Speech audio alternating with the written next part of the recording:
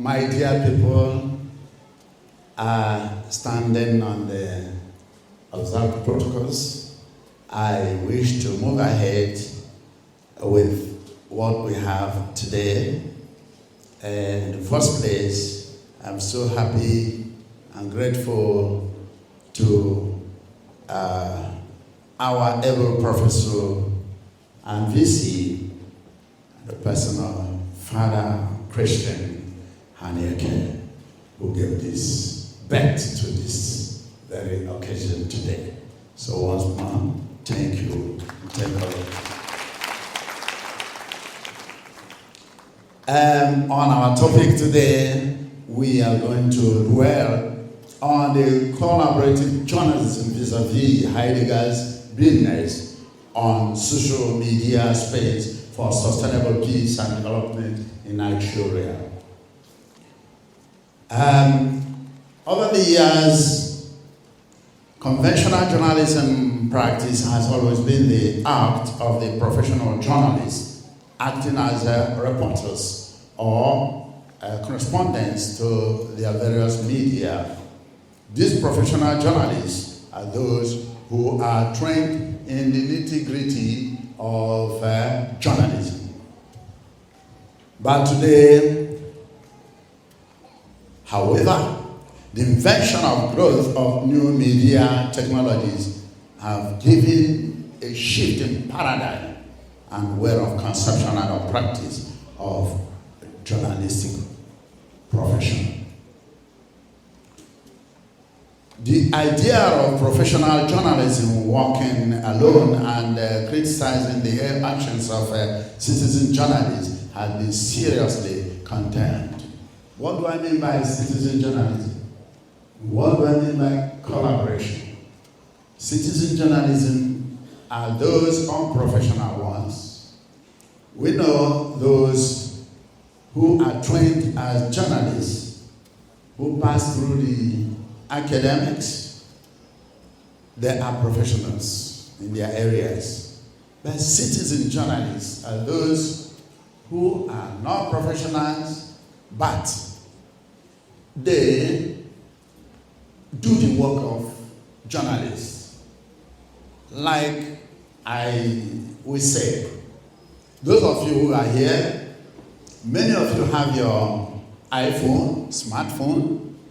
You're already doing the work of journalists, even though you might not have known what it means to be a journalist. But you don't know you're already a journalist. You convert yourself into journalistic job by dubbing what I'm saying now with your smartphone. And that is what we're talking about, citizen journalism. And somebody gave birth to this, which we are going to reflect upon. This citizen journalism is what we now say belongs to a school. Therefore, the professional journalists also belong to a school. These two schools, we shall see them in the philosophies of Heidegger and Kant. It is in the birth of this, in view of this, that we collaborate, whether we are to delete them or to allow them to exist. Before I go into that, what do I mean by journalism? Journalism simply is sourcing, collating or collecting, processing, and disseminating what you gathered as a news. News is something from the word new. People have no knowledge of it. You are presenting it to them. It is new to them. There are many. There are news. From the definition of this, we can see Obey et al. 2018 and Bab 2024 define journalism as the collection, processing, and distribution of news and other editorial contents through print and electronic media platforms such as newspaper, magazines, blogs, webcasts, podcasts, social media sites, and email, as well as through radio, motion pictures, and television. What I mean by podcast is just when you transmit online radio, but if you transmit television online, you call it streaming. Citizen journalism, as we see the concept.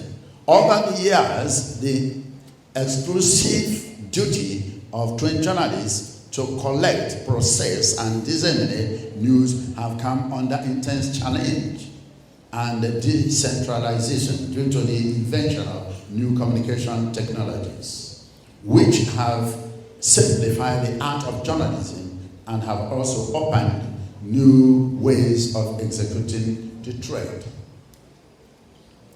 Alvarado 2024 defined citizen journalism as the act of collecting, processing, and disseminating information by people who originally are not professionals or trained journalists through the use of websites, blogs, social media platforms, and so on. Professor Anoro, 2013, gave citizen journalism as a term which describes the act of individuals within the society engaging in processing of gathering and publishing of news materials. As we can see, with what happened in Afghanistan by Atta, he was able to log what brought an helicopter in the city by 1 p.m. He was blocking it. He didn't know he was revealing the American mission of killing the Osama bin Laden. It was later it was revealed that he knew that. So, according to Ogier 2023, there are different types of citizen journalism. As I told you, you are not generally citizen journalists. If you are not in mass comm or social science, management. So you see, you have advanced participation. You have independent news or information website.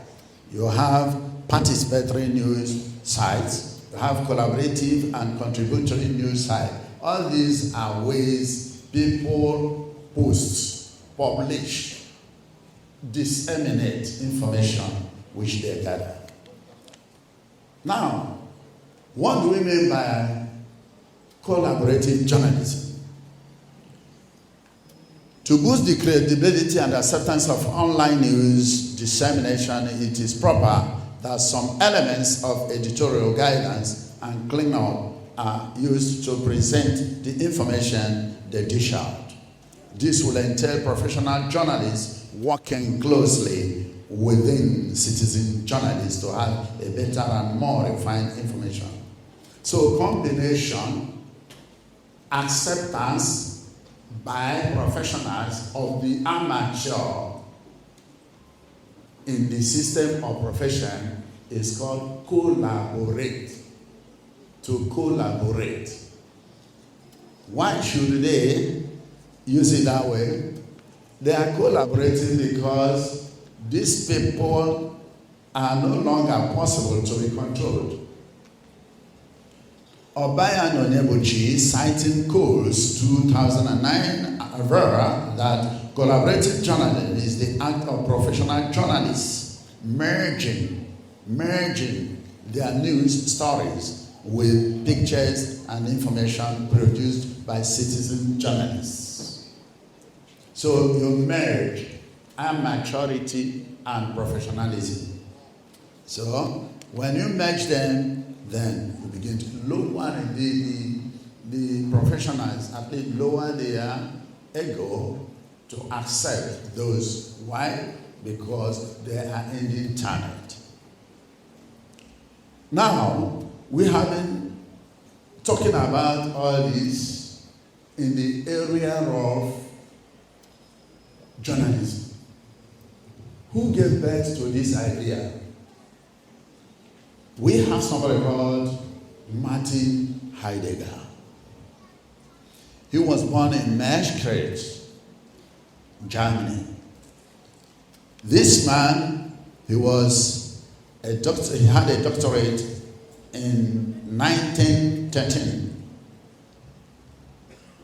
His rehabilitation thesis on scholastic theology on Don Jones Scotus was finished in 1915, which was a prerequisite for university level teaching.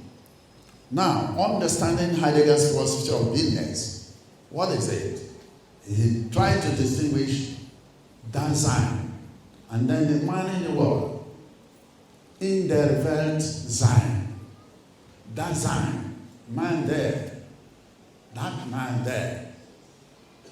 He tried to distinguish between existence.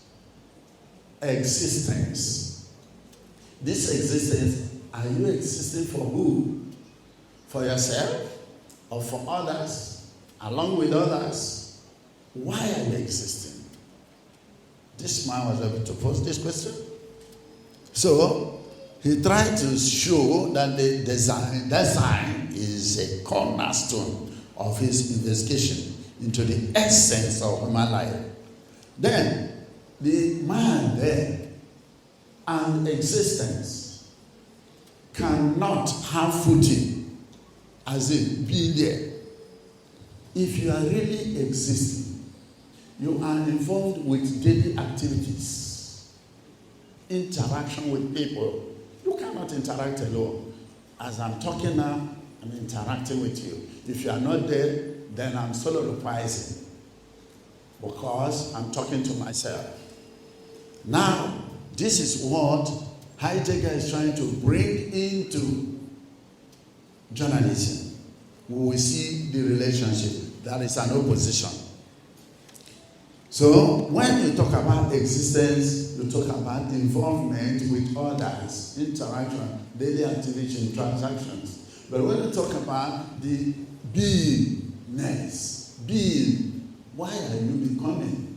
It is when you have satisfied, you are happy, you know you can exist for the other.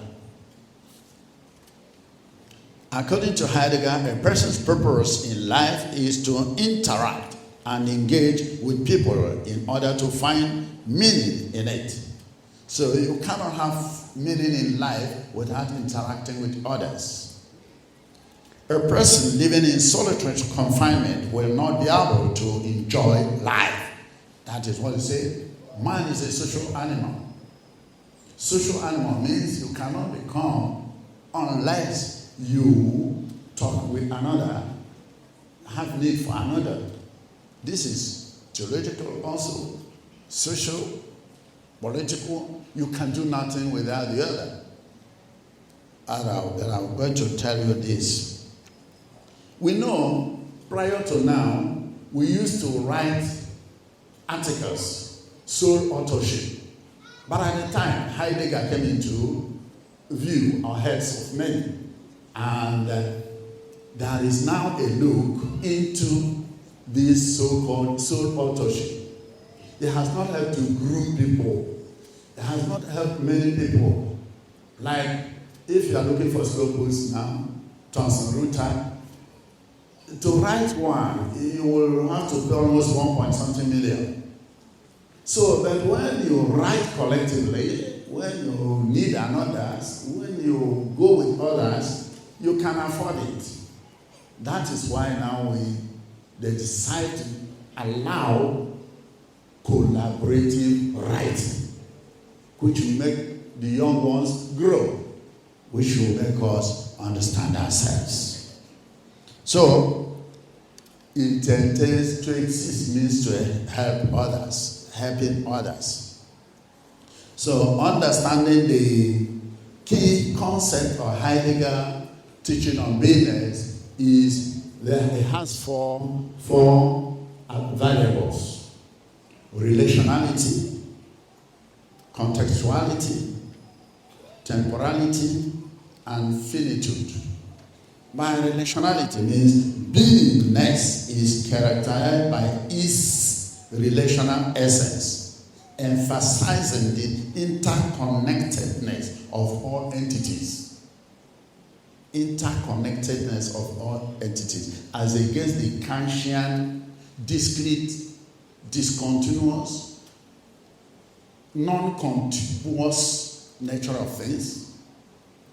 Now, he's even going to tell us that this connectedness, if you read the Bible, John chapter 1, Gospel of John chapter 1, from 1 to 5, you see, everything created was created through him and with him and no other.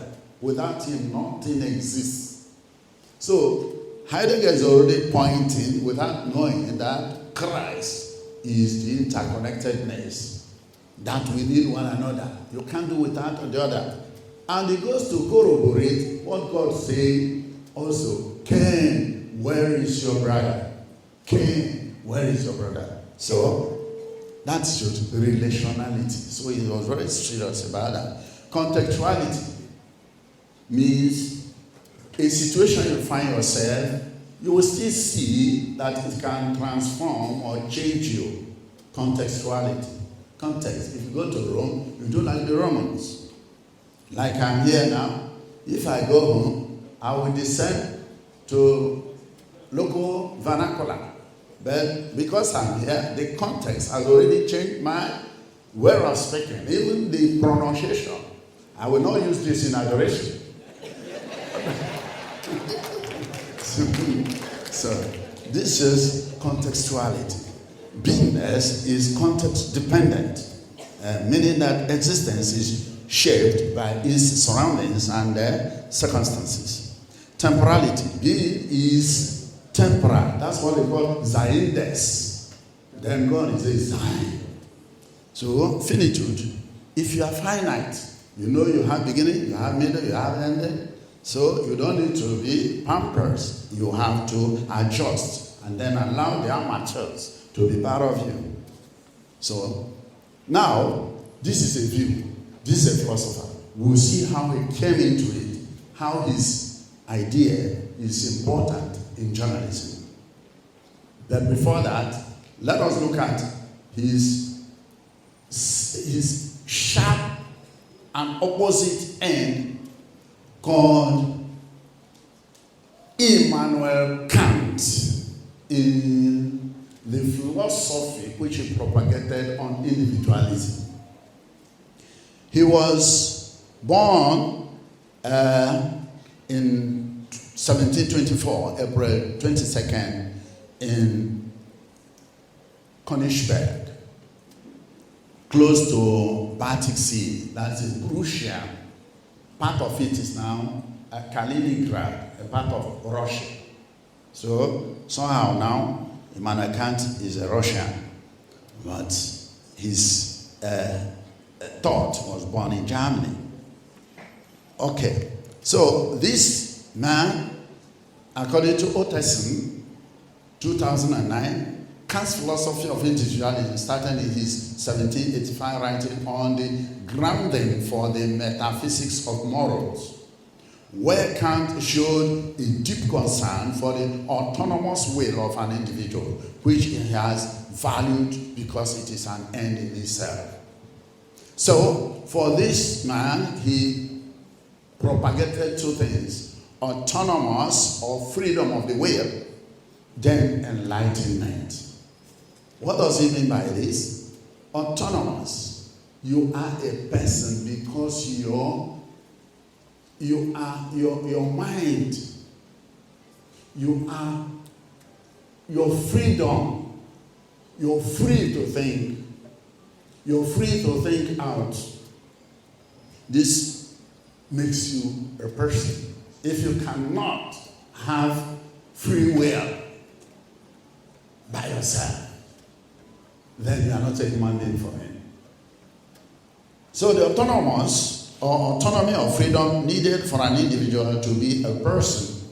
It is obvious that Kant's first claim focuses on the concept of personhood, which refers to the willpower of the individual, and this should be autonomous. To be autonomous means that whatever you think out is what is real.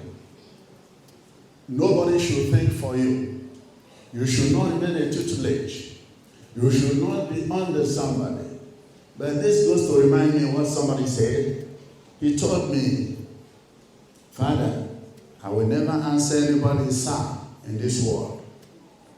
My reply was, if you don't answer anybody sir, you can never rise. You must answer sir.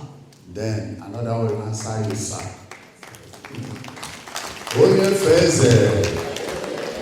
So that is why he dwelt on that, saying that even the law you make is a law according to your interpretation, not as how it affects another. These are extreme things. So a person, unlike a thing, has the capacity both to construct laws for himself and to choose to follow them. Hence, Kant's argument is that person must be treated as an end, not simply as a means. Man is an end. If you're an end, then the world has ended, because you don't need the other. And then annihilation of the world can ensue. You can destroy the world. You don't need the other. Bringing it back into what we are talking about. He says, enlightenment is a shift from moral and intellectual immaturity. So Kant, to think for oneself at all times is enlightenment. He also states that to think for oneself means to look within oneself. That is one's own reason. So to be enlightened is to think for yourself. Don't think for another. You see, how do we bring this into journalism? I'm going to expatiate on it. So for him, there are four cardinal points. He made use of autonomy, dignity, universality, and respect. In the autonomy, he says, individuals have the capacity for self-legislation and moral agency. So for him, you are an end. Any law made without your declaring it law is not law. So I don't know how that will work. This is what I call, if you follow Kant, then you become Eze Onyagwanam. So, Ibulu Eze Onyagwanam, that is trouble. So, it is an accident. So, it is also what we may see, what happened. If we apply it to what is happening today, let us look at Heidegger. He's been there for another. It is what we call editors. Like, if you write a book now and write an article, the 2-page or 3-page article is worthier, more valued than a huge book you wrote by yourself alone. That is, you have become Kantian. Every book you wrote alone, you are Kantian. Any article you wrote, edited by others, you are Heideggerian. That is what we are talking about. And you see it is more qualitative. You need another. Autonomous. So in this aspect, you also have to, let us look at them, Kantian individualism and Heidegger's business from the lens of journalism. If you take Kantian, that means you have problems. You don't need to edit it. You don't need to call another. You can delete the whole world with nuclear fission because they are not important. Without them, you can do. And that's what led to what happened in Britain few months now that led to the death of many. Just somebody casually went into his room, edited a case about a girl, and that led to the mass killing of people in Britain. We also know the South African xenophobia. It was as a result of somebody's edition. Nobody was a victim. We also know France tried to punish the Russians because they were sending direct information from where? From the war front on what is happening. So it is provoking the war. So they were angry with that. We can see that if he had allowed another to edit it, there wouldn't be all this thing will be overcome. That is what Heidegger is projecting, that we should need another. We need another. You need another. Kant says you don't need another. When we do that, then we will falter. You wouldn't follow even the rules. What's the rules? We have ethics in everything. We have medical ethics. Ethics, we have the laws. We have legal ethics. Ethics guiding the lawyers. Ethics guiding the medical people. Ethics guiding journalists. Ethics is internal law, while the law is external. If you want to do why we call some of you citizen journalists, is because you didn't pass through the nitty-gritty or teaching or learnings of the laws guiding journalism, like defamatory. You can defamatory. You do defamatory, you know you have to be very careful what you write, what you do. That's why they fall into trouble. Unfortunately, they don't have address, the citizen journalists. You can't trace them anywhere because it's a super highway where they are operating. So that's what we are talking about. A professional is known from AIT, Radio Nigeria, NTA. So they are careful and they follow the rule. Defamation, you can be libelous, you can be slander. If you wrote it, if you say it, wrote it, you know what to do, you'll be caught. Your newspaper stand could be shut down, or radio station or television. So be careful, you follow the rules. There are the rules of privacy. You didn't study it as what? As a citizen journalist. But one thing good about them is that they are good sources of information, because they always are the scene of happening where the professionals are not. And that's why we're calling for a synergy. That's why we're calling for collaboration. Carry them, then filter it, use the law guiding journalism to filter it and present it. Like if you're on Facebook, you don't follow the rule, you will be shut down. There are gory eyes, gory stories.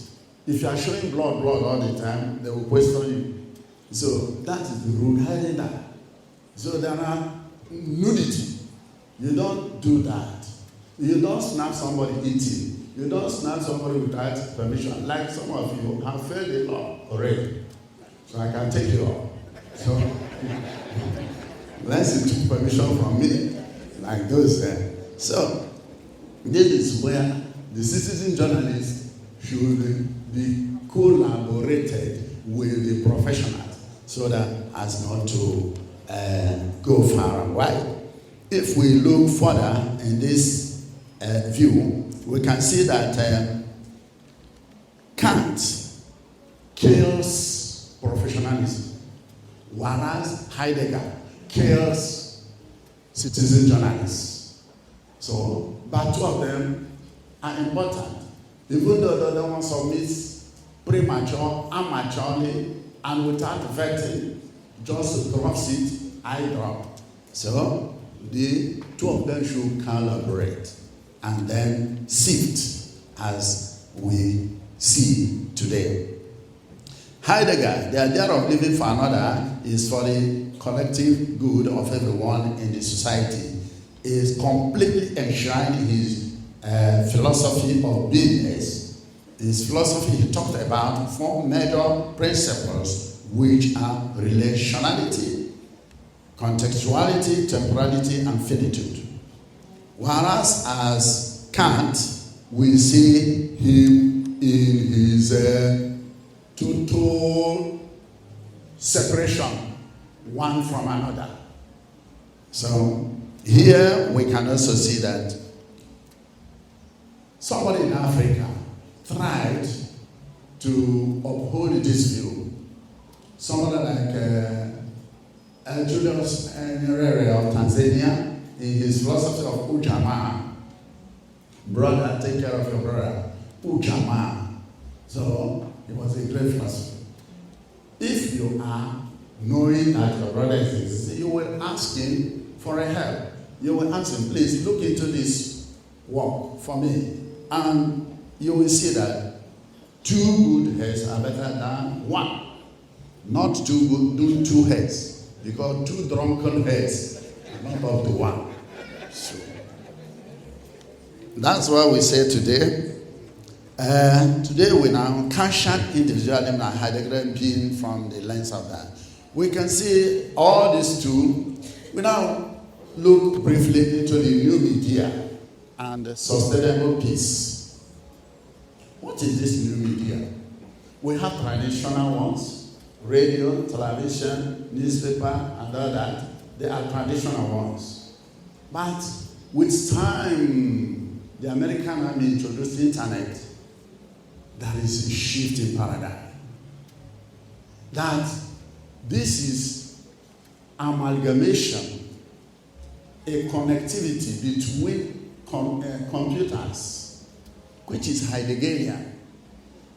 Internet itself is Heideggerian. Because without interconnectivity of computers, no one computer can do the internet. Are you getting me? Yes. Am I making sense? Yes. So this is what we're talking, that even internet, which is super highway, raining now, that has shifted to new media, is what? Heideggerian. Our gathering here is what? Heideggerian, and not Kantian. So this is what we are moving to. As a journalist, you must need the help of others who are called editors. In a write-up, there could be 5 editors. There could be 6, 7 editors. But in your book, you are the chief editor and everything. Now, concept of new media. New media is just a shift. Some call it digitization. Some call it digitalization. Digitation is when you just convert hard copy to soft copy, like scanning. You call it digitization. Then digitalization, you can call it a whole lot of transformation of the entire system. So whichever way, there are 2 schools in competition now. Whichever way, whether digitization or digitalization, know it that we are moving from traditional, conventional ones into something higher. And this digitalization or new media is a convergence of what? The whole media. There you see audio, you see video, you see everything that involves media, involves journalism. They are all incorporated in this new media. So let us know that for us to move further, this is what we put into place. The concept of peace. The concept of peace in what? Journalism in our world, which I, as a person, have done for 24 years now. If you come to peace, you will see peace is an outcome. Peace is a process. Peace is human disposition. Peace is culture. Peace as an outcome is that people would come to me, we're having this problem among us, we are suspecting one another, then I'll present them before God. Here we are. Let us handle this matter. And they will put the hand in the Bible, agree together, and the case squashes there and then. It becomes a process when they start coming, when we have the date, what we handle, when we do it, when they come several times, like normal conventional court, they say adjourned. That adjournment is what called process. Peace can be processed. So, if we put it in journalism, you can see that peace is initiated. Peace is given birth more easily in communication. What is sustainable peace? Peace is not just ground. Sustainable peace is peace that has structure. Remove the conflict. Remove the structure. Because this that causes problem is because we don't have what? We have structural conflict. Like the way we do politics, like the way we do resources, we share it among the elites, among the haves. It continues to reverberate and create non-sustainable peace. So, if we move on to understanding the new media and sustainable peace in Nigeria, how do we sustain it? Let's look at what United Nations in 2015, they adopted what? They adopted new name from sustainable peace, from peace building to sustainable peace. Peace sustainable. How do we sustain peace? So this is what we have, is what is occurring now. They are no longer talking of what was. We are now talking of the new thing. How do we move ahead?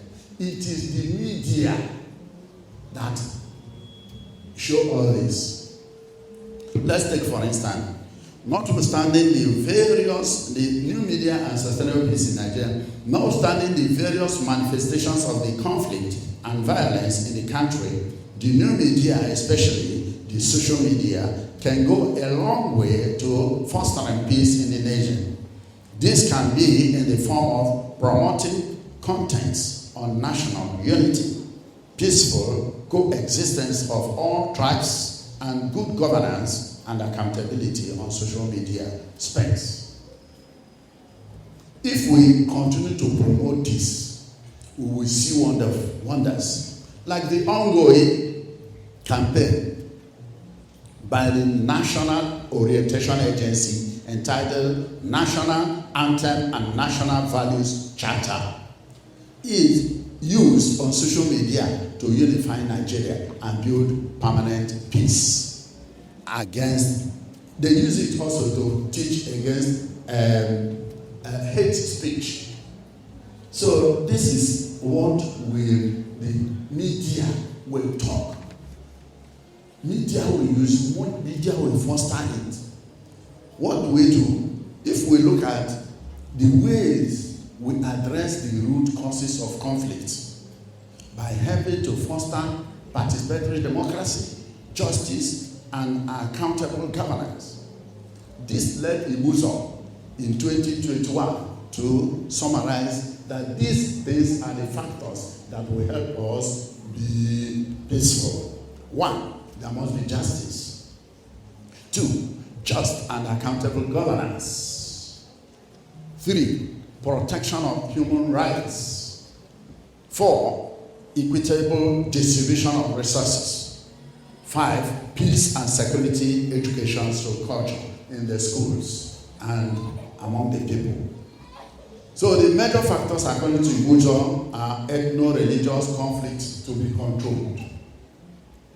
If we control ethno-religious insecurity, banditry, electoral violence, all this will help us to do what? To have permanent peace, sustained peace. Not peace today, war tomorrow. Peace today, war tomorrow. No. Let us briefly see what media can do in peace, sustenance, and development, which is my area. In the development, we can see it happen. For instance, the new media is now widely known as the media of convergence. They converge everything. You can stay in your room, edit everything, cut everything. Before, radio station used to be big gadgets that would fill all this place. But now it's compressed, compacted into iPhone. And everything is edited by you, copied by you, edited by you, and so on. So new media and development communication can be done. New media can make any place develop. Before we used to use radio, television, newspaper to say what we want. But now, just as I'm talking right now, you are transmitting. Just as I see taking my phone, I know many congratulations shooting forward, but you are the one shooting it up. I don't know how it is going. But here, new media is now widely known as the media of convergence.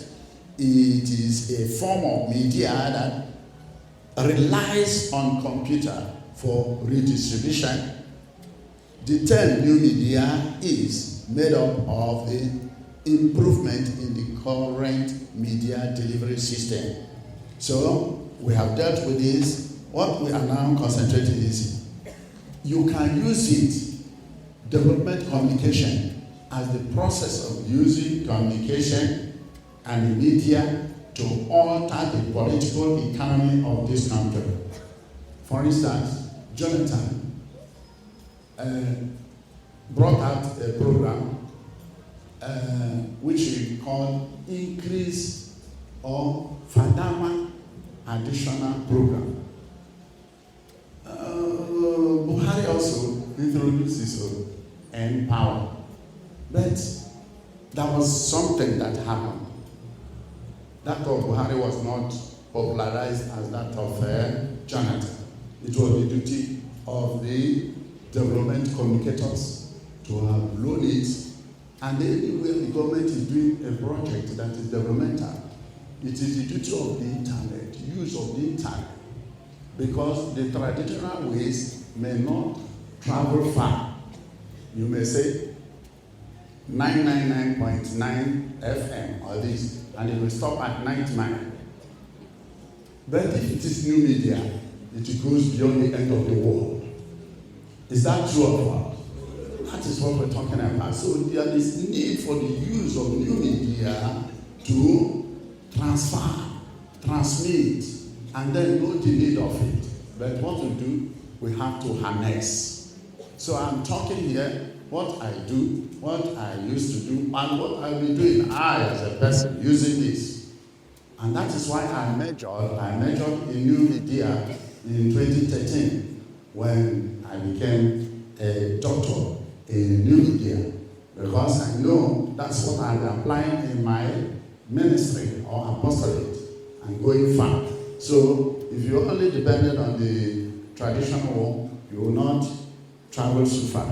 So let us know today, development communicationists should use it to propagate issues brought by government for development. That is also Heideggerian. So as we are moving, Romano also maintained a position that development journalism is the practice of producing journalists that raise the standard of living for society. And what is development? We know that development is anything that can provide the highest joy for the highest number of people according to the pragmatists. But development is not just that you have money. Development is not just only a development is what we give you satisfaction. We see that as we are talking, Duke Brown also added his own. Excuse me, I think I have a little quantity of Heideggerian water here.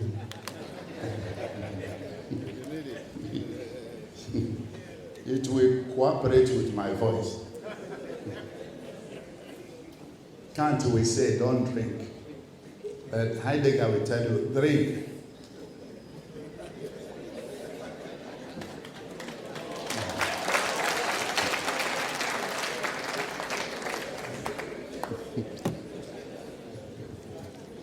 So, as we are saying, from the first National Development Plan of the 1960s to the current fifth National Development Plan of 2021 to 2025, the mass media have remained the channel for creating awareness, support, and participation for government programs.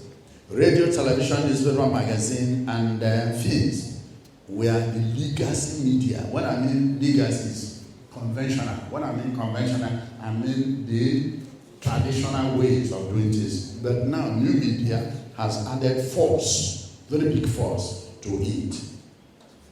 So today, the new media, social media platforms have become the new avenue to reach and communicate development programs to the people. Statistics has shown that there are lots of youths and middle-aged people on social media.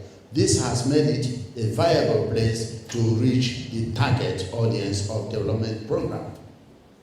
When you see statistics has shown us this, social media is very important for our reach to the people. As I said, Fadama Added Fund Program was set up by Jonathan together with a Shopee. Then Empower and money for the workers or traders money. It was, I think, traders money. Good. He was also introduced it every month or 2 months or 3. Traders will be given 30,000 to add to their petty trading. But I don't think it went anywhere. It was not well managed by the media, and it went silently. So the media has a lot. In short, I see media as, when I say media, I mean plural of medium. Medium is a channel by which a thing is transmitted. So we have to use both social, and when I mean social media, I'm referring to those that involve our social life, like YouTube, Facebook, blog, and all that. So when you apply them, it is what is on board now. You see bloggers.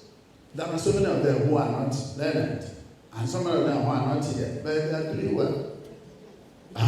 So let us know that they are there, even though some of them don't know what they are doing, but they are doing serious job, even though without law, without thorough knowledge of what they are doing.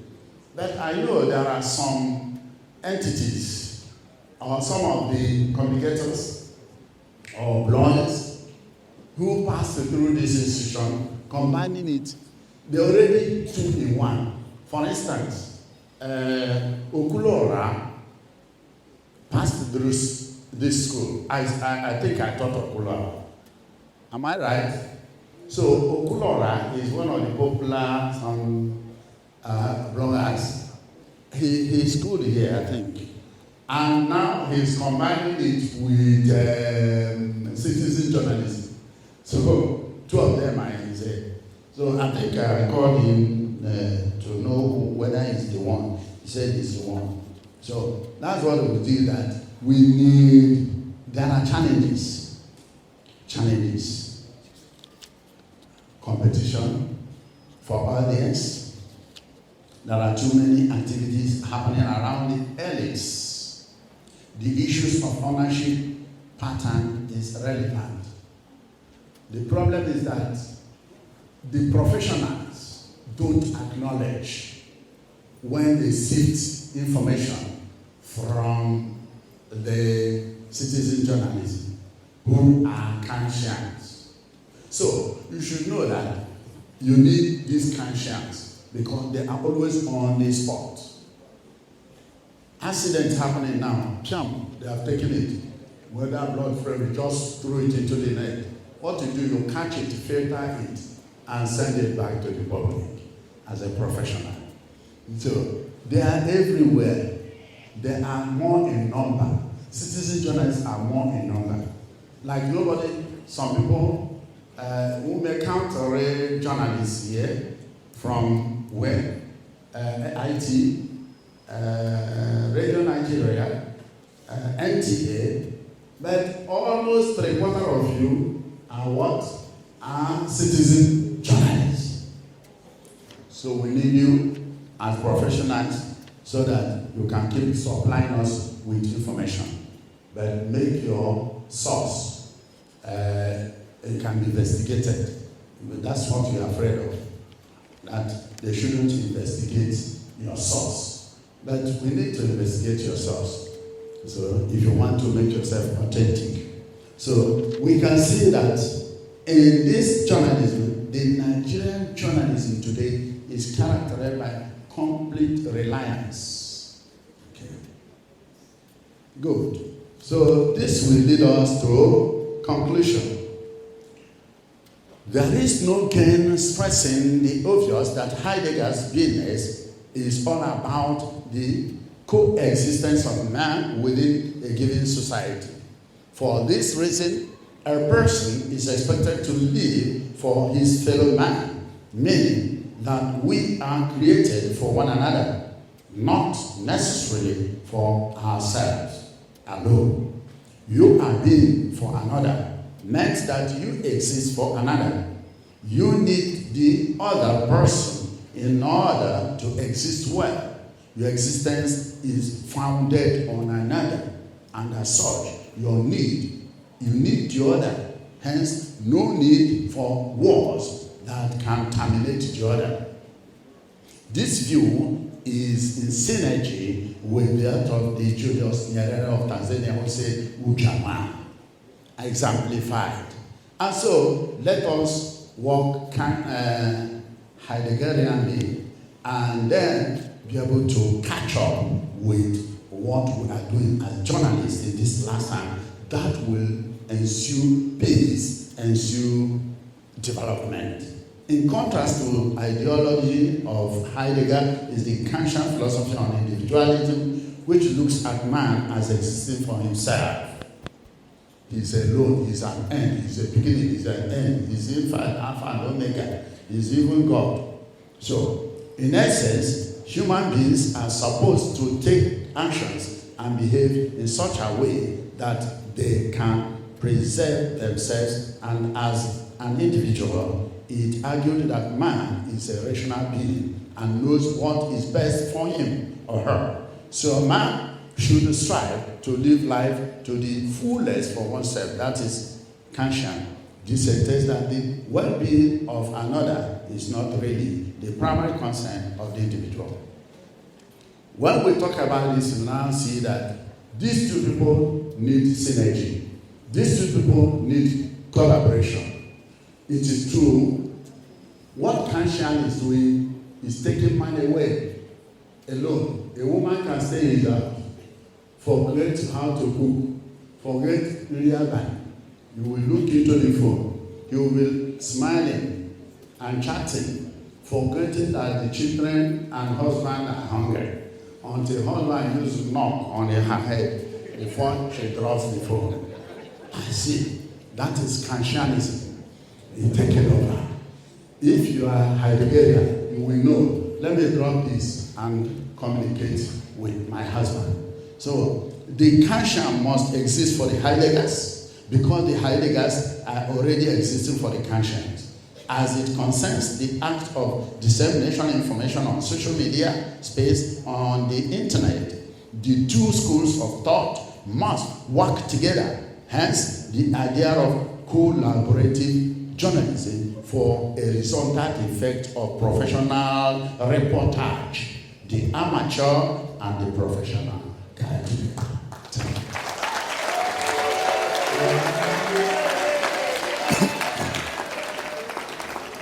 Based on this, I used to say that I am most humbly acknowledging that God, who sustains me, through his Son, Jesus Christ, who sustained me till today and keep on sustaining me in this academic terrain. I extend my unalloyed appreciation to my bishop, his lordship, Right Reverend Professor Godfrey Igwebike, who is also a Heideggerian by name, because his name is Igwebike, safety in number, so he's a Heideggerian. I thank him and all the priests of my diocese for their understanding and support. Many of them are here, too many of them. So I thank them for being here. In a very special way, I thank the Bishop Emeritus, Right Reverend Dr. Emmanuel Ogwodi Okoro, who as far back as 2012 permitted me to render both spiritual and lecturing services to this great institution. I want also to seize this opportunity to thank my lecturers in the Department of Mass Communication, University of Nigeria, Nsukka, who spearheaded the process that has made me the scholar that I am today. They are Professor Charles Okibo, Professor Ike Ndolo the Colossus, Professor Aman the Judge, and also Professor Luke Anoro, Professor Greg Eze, and Dr. Mrs. Edith Ohaja, and Professor Ugwo. And a special mention in my appreciation is Professor Nnanye Okoro, who led me to the Bishop Okobo in 2006 to obtain permission for me to start extra studies outside philosophy and theology. The reason is that to brighten, he said, to brighten up my communication skills, because I used to address both professors, doctors, and others in University of Nigeria. I used to mix up words and speak mumbo jumbo. So, and he said, no, this is not tolerable. Father, let us go to your bishop. And we went. What did Bishop do? Bishop Okobo granted it in 2006 with open heart in a blank check of omnibus permission. I started my PhD in mass communication in UNN that same year and graduated with PhD in 2013. I also thank Professor Luke Anoro, who looked into my works critically and guided me into the world of publication from PhD level. Worthy of mention is the fact that I attended my first international conference at the World Peace Conference in Abuja in his company. So I thank you very much, Professor Anoro. I think he's here, seated boldly in front. Yes, thank you very much. A round of applause. I verily thank the icon and the mentor, Professor Ike Ndolo, who was my doctoral thesis supervisor. In fact, I am one of his first brothers in Nigeria, Professor Ike Ndolo. And again, worthy of mention is Professor Maru Pate, my external examiner. Maru Pate, the day I took my final bow, I used to say, my opinion is that. My opinion is, say, Oga, you don't have any other one. Opinion. They call me Oga. You know, I'm a father. I didn't sure I'm a priest. Just say Oga. No other word except opinion. You will remember that. So, this made me the second PhD holder produced by the University of Nigeria in Nsukka in the Department of Mass Communication since the inception of the university in 1960. Glory be to God. And I seconded Professor Kwame. Worthy of mention also is Professor Fidelis Ugwowo, who headed us in statistics.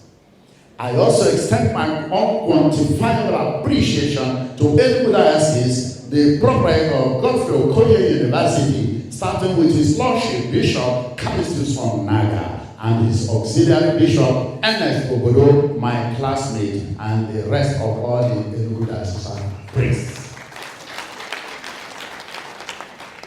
What you have been singled out in this acknowledgement is the creator and life wire of Godfrey Okoye University and the person of very Reverend Father Professor Christian Anyeke.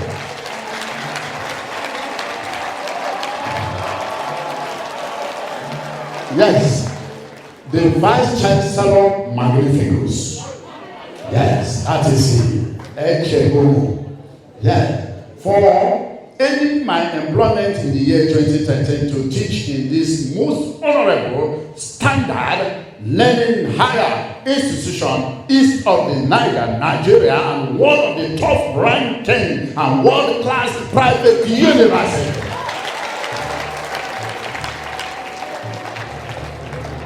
In short, Professor Christian, as you see me speak now, it was Professor Christian Anyeke, when we were in the spiritual year, that taught me English language and phonetics.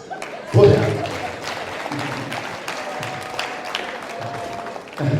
the extent that one day I wanted to pronounce something, I didn't know how it is. I said, hey, Chichi. I said, he said, call it, mention that. I said, Kujumbo.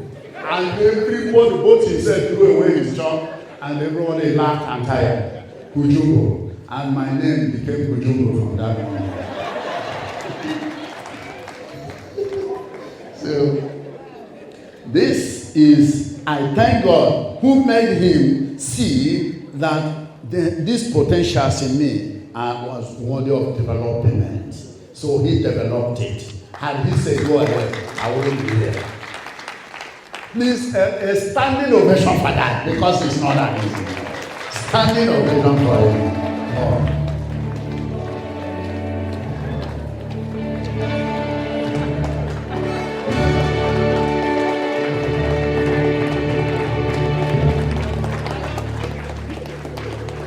Thank you very much.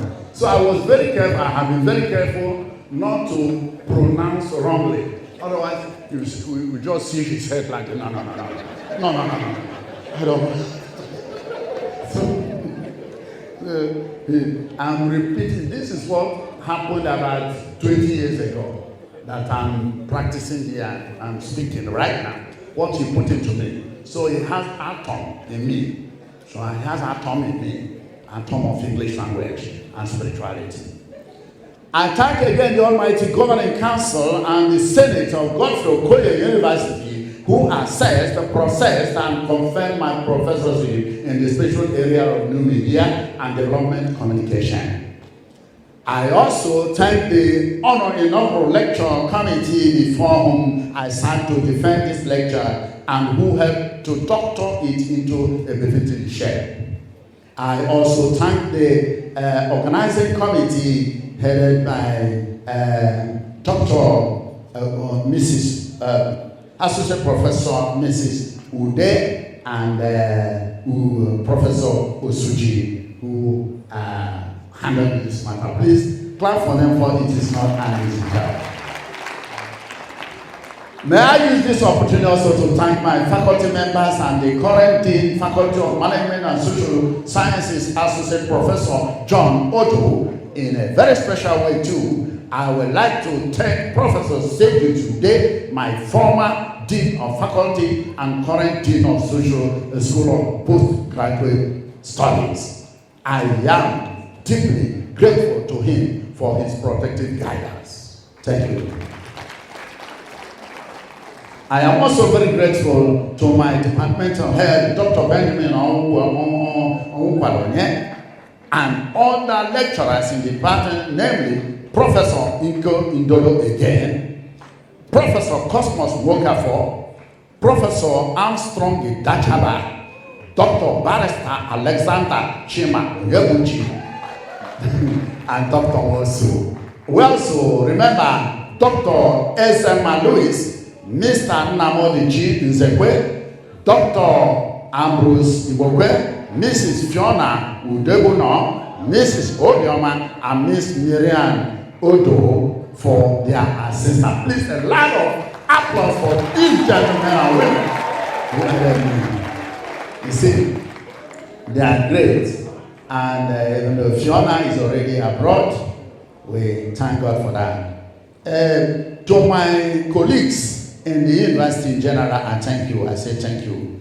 Let me do justice to all segments by picking few persons for appreciation from my secondary school, such as Engineer Nze, late, who taught me civil engineering, building technique. That any building you build around me, I will tell you, please, the block is not straight. You have to put the trowel this way, peg it this way. They were wondering, how can Okunerere tell us this thing? I said, do a different thing and you see a different result. And they followed it and they came back and said, Father, we're now bound.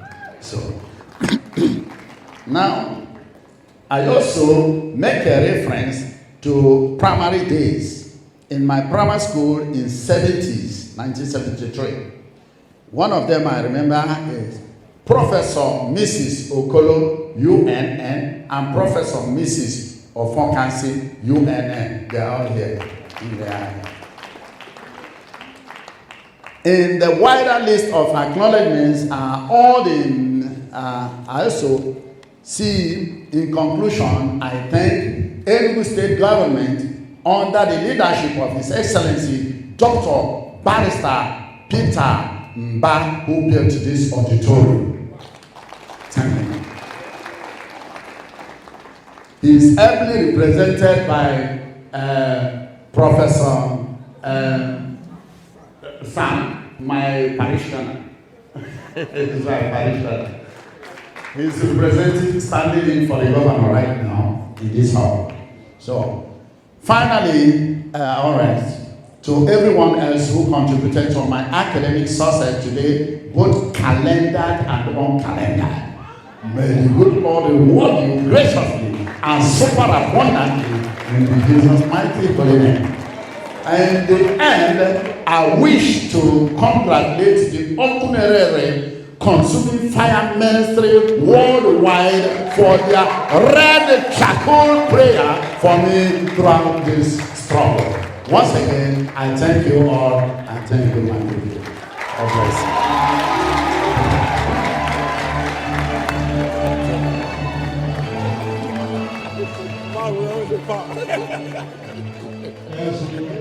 you.